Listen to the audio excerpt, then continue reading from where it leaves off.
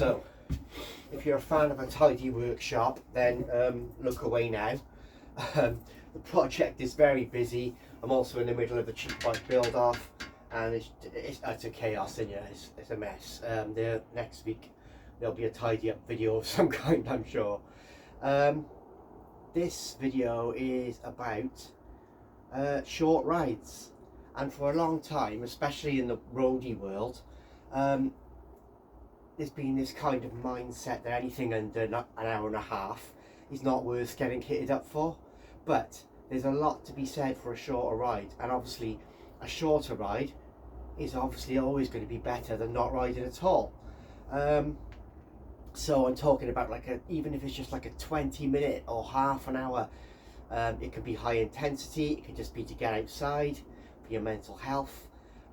It can give you the same lift, you know, that a day's ride or a 3-hour ride with your mates or whatever gives you.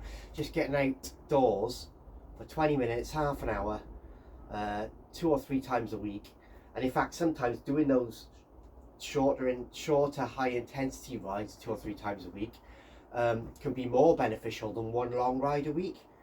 So yeah, it's important not to dismiss it. So if you've only got half an hour of opportunity to go for a ride or 20 minutes, it's still absolutely worth it. And you haven't got to make it a high intensity ride. You can just make it a getting out of the house, good for your mental health ride.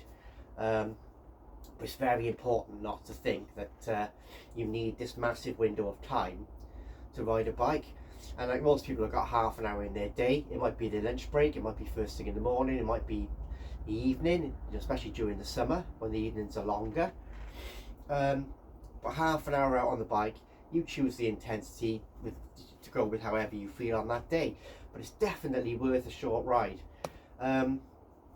You know, what do you think? Do you do short rides? Are you one of these people that thinks if it's under an hour and a half, then it's not really worth the effort?